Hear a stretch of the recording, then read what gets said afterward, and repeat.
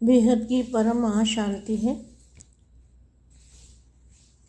बेहद के हिम्मत और उल्लास में रहने वाले बच्चे, हर परिस्थिति में श्रेष्ठ स्थिति में रहने वाले,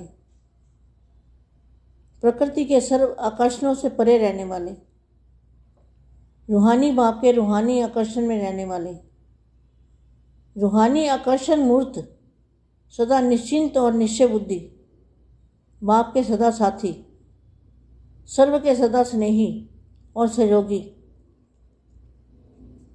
ऐसी बेहद की आत्मा को बेहद की सेवाधारी माँ का याद प्यार और नमस्ते।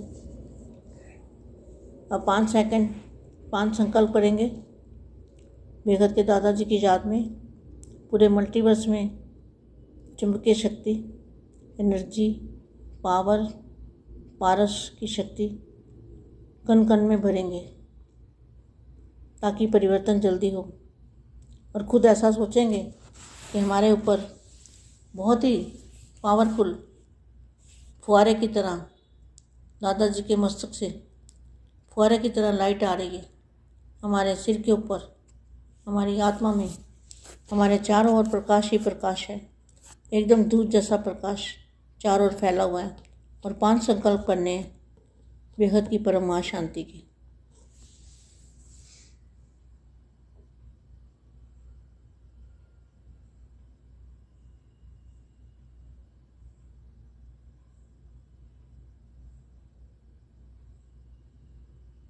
परम महाशांति।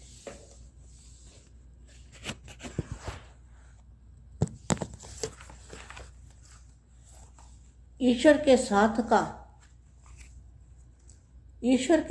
का और लगन की अग्नि का अनुभव। सब ईश्वर के साथ का अनुभव करते हैं। बापू जी हमारे साथ ऐसा अनुभव होता है। प्रकृति को दासी बनाकर सदा उदासी को दूर करने की युक्तियां बताते हैं बेहद के दादाजी। जो समीप होते हैं वही समान बनते हैं। जैसे साकार रूप में समीप हो, वैसे ही लगन लगाने में भी बाप के तख्त निवासी हो, बाप के दिल तख्त। जैसे तन से समीप हो वैसे ही मन से भी समीप हो क्वेश्चन मार्क। जैसे विदेश में रहने वाले तन से दूर होते हैं और मन से सदैव समीप होते हैं। जो मन से समीप है वही बाप समान बन सकता है, चाहे वो दूर रहता है या समीप रहता है, लेकिन मन से साथ में हो, मन से जुड़ा हुआ हो, मन से हमेशा दादाजी के साथ हो, साथ का अनुभव करने वाले क्या, और लगन की अग्नि अनुभव करने वाले, ऐसी आत्माएं। जैसे विदेश में रहने वाले तन से दूर होते भी मन से सदा समीप है, तो बाप के सदैव साथी भी है, अर्थात हर समय साथी बनकर साथ का अनुभव करते हैं।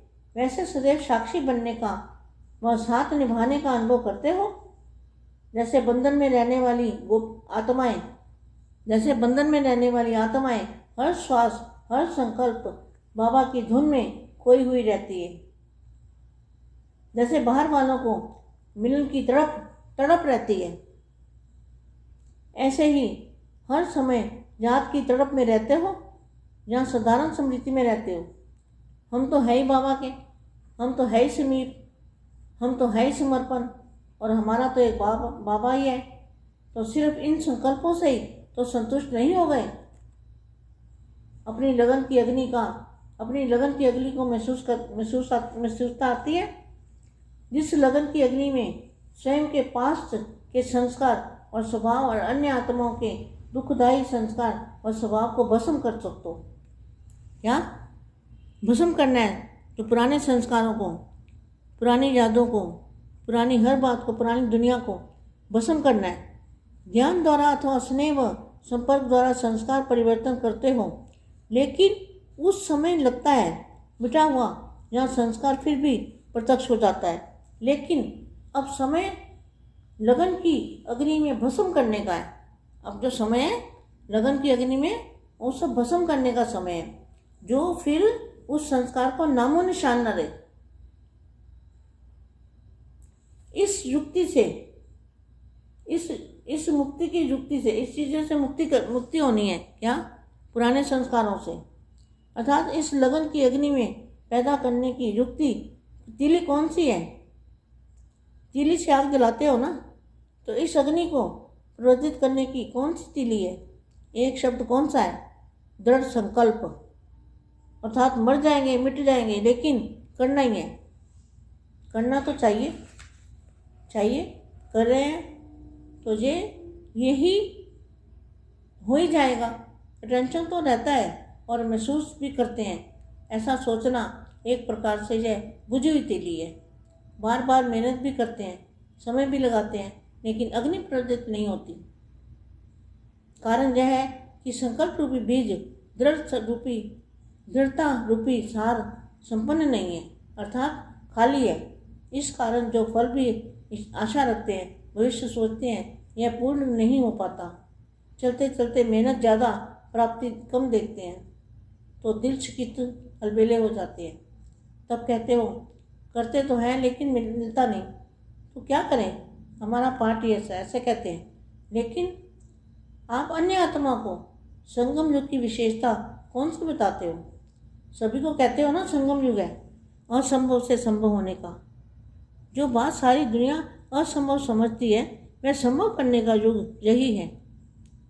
तो स्वयं को भी जो मुश्किल व असंभव महसूस होता है, उसको 1 सेकंड में संभव करना, यह है दृढ़ संकल्प। बेहद की परम महाशांति।